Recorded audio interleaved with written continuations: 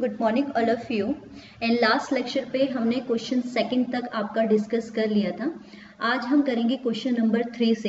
Question number 3 आपके पास है कि बायो सेवर्ट नियम का वेक्टर स्वरूप क्या है। It means right vector form of bio Savart law. तो बायो सेवर्ट लॉ, सबसे पहले तो हमें ये पता होना चाहिए कि बायो सेवर्ट लॉ के अकॉर्डिंग हमें क्या पता चलता है कि किसी पॉइंट पे कितना मैग्नेटिक फील्ड है। इसका पता हमें किससे पता चलता है, आपके पास बायो सेवर्ट लॉ से। ठीक है, तो बायो सेवर्ट लॉ के हम देखो वेक्टर फॉर्म देखेंगे। वैसे बायो सेवर्ट लॉ होता है हमारे पास, प्रूफ किया है हमने, B equal mu naught over 4 पाई आई dl साइन थीटा अपॉन में r स्क्वायर। ठीक है, ये होता है हमारे पास बायो सेवर्ट लॉ। बट ये हमें वेक्टर फॉर्म में पूछा गया है, तो हमने इसका एक डायग्राम देखा है कि एक हमारे पास कंडक्टिंग वायर हो गई। ठीक है, इसका हमने एक स्मॉलेस्ट पार्ट ले लिया जिसको हम क्या बोलते हैं, dl। ठीक, फिर इससे r डिस्टेंस पे हम एक पॉइंट लेट करते हैं जिसे हम p पॉइंट कहते हैं, जहां पर हमने मैग्नेटिक फील्ड की इंटेंसिटी को फाइंड करना होता है। dl और r के बीच में जो एंगल बनता है वो बनता है हमारे पास थीटा। ठीक है, तो अगर हमें इसकी वेक्टर फॉर्म देखें तो वेक्टर फॉर्म में इस साइन को हटाना होगा, और ये साइन जो है वो किसके बीच में बन रहा है, ये एंगल आपके पास dl और r के बीच में बन रहा है। तो इसका मतलब हमें क्या करना पड़ेगा, r dl साइन थीटा के साथ हमें क्या चाहिए, r चाहिए। तो हमने क्या करा, इसमें r से मल्टीप्लाई भी कर दी और r से डिवाइड भी कर दिया। तो हमारे पास ये कुछ इस तरीके से आएगा, b equal mu naught over 4 पाई आई dl sine theta r over में r क्यूब। ठीक है, तो इसको वेक्टर फॉर्म में डिनोट करने के लिए हम क्या करेंगे, आपके पास वेक्टर फॉर्म में डिनोट करने के लिए हो गया vector, then mu naught over 4 पाई आई। ठीक है, अब ये जो साइन थीटा है ये dl और r के बीच में बन रहा है आपके पास एंगल, तो इसलिए इसको हम लिखेंगे dl क्रॉस r, क्योंकि साइन दिखाता है क्रॉस एंगल को। ठीक, अपॉन में क्या हो गया, r क्यूब। तो ये है बायो सेवर्ट की क्या फॉर्म, वेक्टर फॉर्म। ठीक हो गया, आई होप आपको ये समझ में आ गया होगा। ठीक है,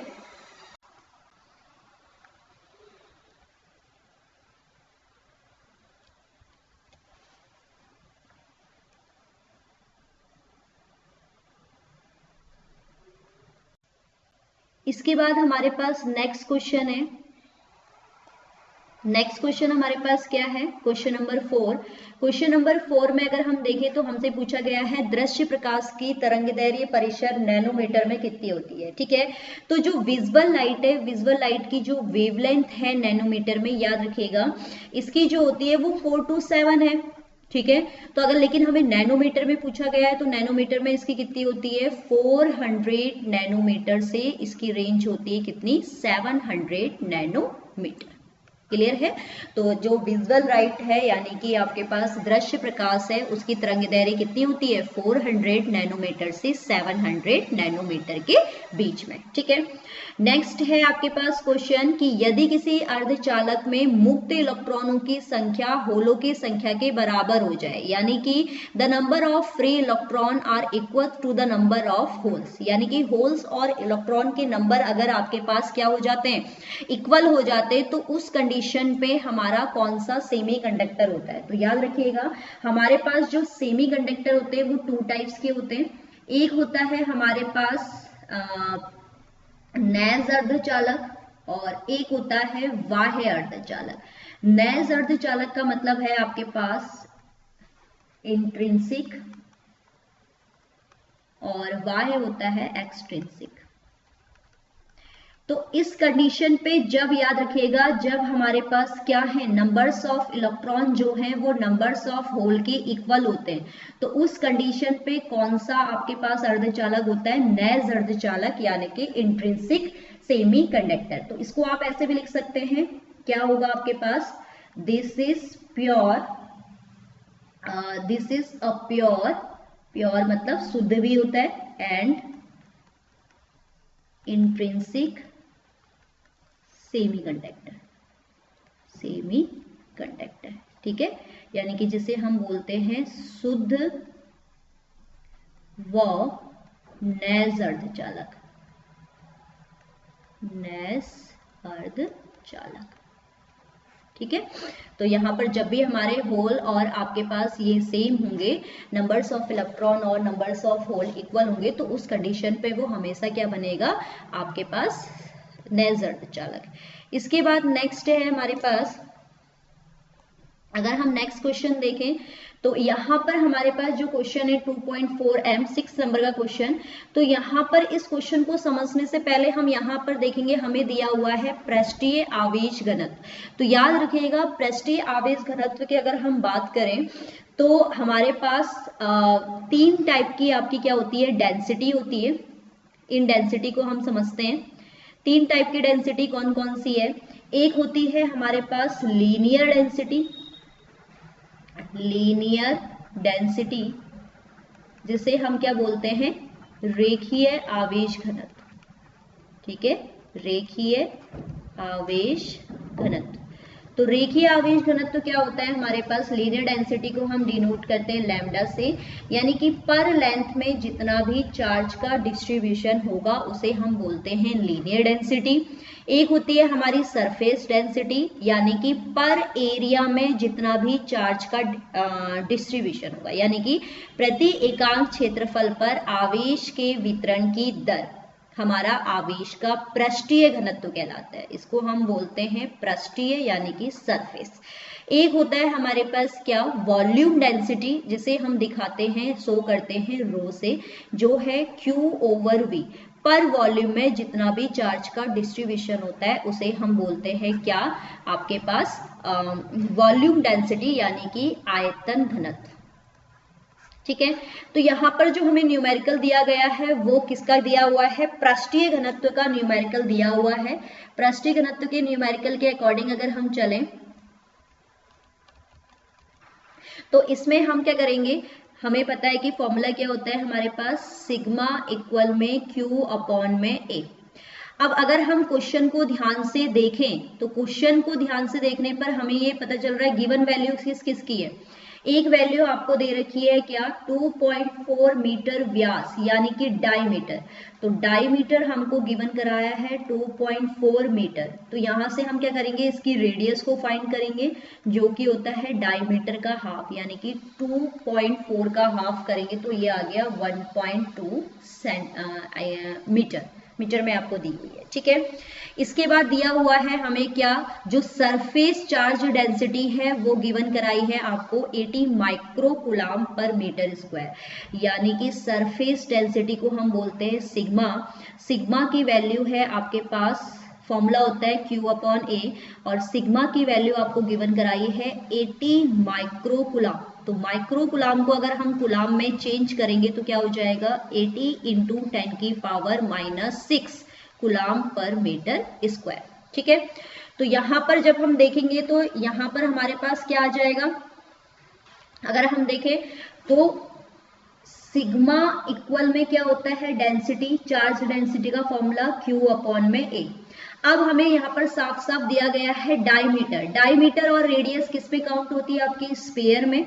तो यही फॉर्मूला क्या हो जाएगा, सिग्मा अपॉन में Q/A, ए में स्फीयर का एरिया यानी कि 4πr²।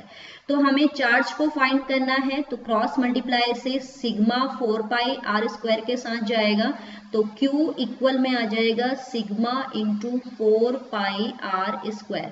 तो सिग्मा की वैल्यू आपके पास कितनी है, 80 × 10⁻⁻, माइक्रो है तो 6 × 4 × पाई की वैल्यू आपके पास कितनी है, 3.14, एंड आर की वैल्यू देखिए यहाँ पर अगर हम देखें तो आर की वैल्यू आपको कितनी दी हुई है, 2.4, जो कि हमने फाइंड किया 1.2। तो 1.2 का आप क्या करेंगे, स्क्वायर, यानी कि 1.2 × 1.2।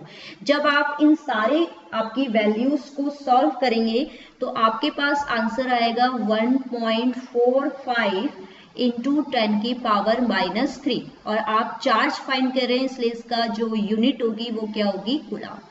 तो इस तरीके से हमारे पास इसका जो आंसर आएगा वो क्या आएगा, 1.45 × 10⁻⁻3 कूलाम। क्लियर है। इसके बाद नेक्स्ट क्वेश्चन है हमारे पास क्वेश्चन नंबर 7। ठीक, इस टाइप के क्वेश्चन भी बनते हैं।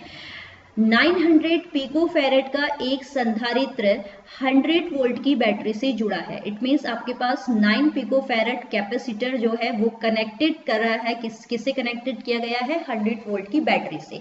How much electrostatic energy is stored in capacitor, तो कैपेसिटर में कितनी एनर्जी स्टोर होगी?